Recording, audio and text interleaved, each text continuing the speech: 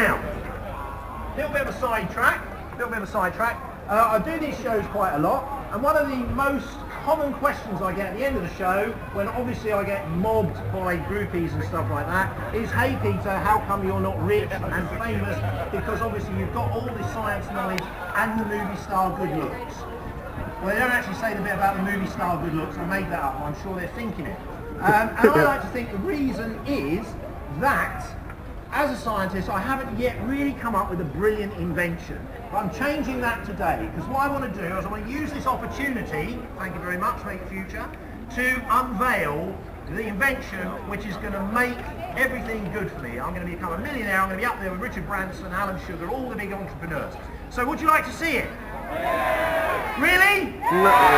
Okay, every home is going to have one of these by Christmas. Oh, there we go.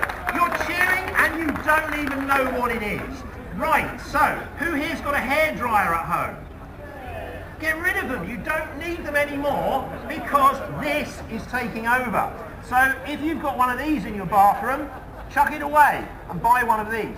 This is my propane-powered hairdryer. And the way it works is I inject propane in through these thin tubes into the combustion chamber. The propane mixes with air and it explodes. Bang! And a big jet of hot gas shoots down there. Now this is one of the other ways that combustion reactions are useful. When you burn something, it produces expanding gas. And we can use that expansion to do work. And that's how your car works, unless of course you've got an electric car. But if you've got a diesel or petrol car, that's how they work. You inject hydrocarbons into the cylinder, explode it, and it moves the pistons up and down. So this one though, we're shooting a jet of hot gas out there. As the explosion cools down, that gas starts to contract and it draws more air back in through these small tubes, and because this is hot, it explodes again. Bang! And the whole cycle repeats. And that happens about 100 times a second. Now, this will fit nicely onto most dressing tables. There is one small disadvantage, and that is it is a little bit loud, but I'm sure that's a minor detail because we will actually be supplying a pair of hearing defenders free with every one of these that you buy. So I'm going to demonstrate that now. I'm just going to wet my hair a little bit. Oh, there are quite a few crispies in here. This could look... Oh, take your safety glasses off. There we go. Actually, does my hair look good? Slick back? Yeah. Yeah? Do I look like a hipster? Yeah, I've got the beard and everything. Right, okay. So, I'm going to put on my hearing defenders. What about our defenders? And let's get it started. No. Turn on the fuel. Whoa! Seriously, Warm up a little bit. that is... Right, laugh. Come on, come on. Takes a little while to start when it's cold.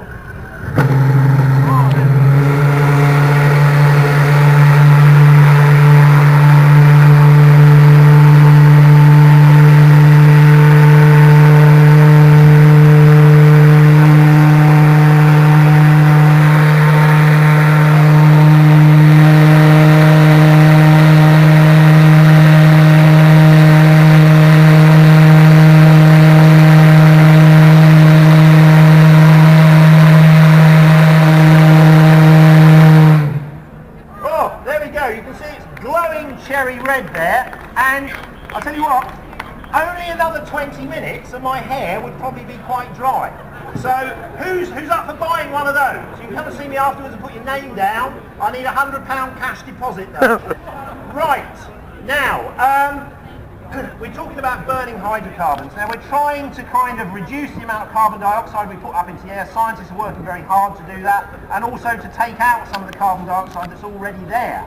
Now, if we want to conduct or carry out combustion reactions, and we don't want to put carbon dioxide into the air, the cleanest combustion reaction we can have is hydrogen and oxygen.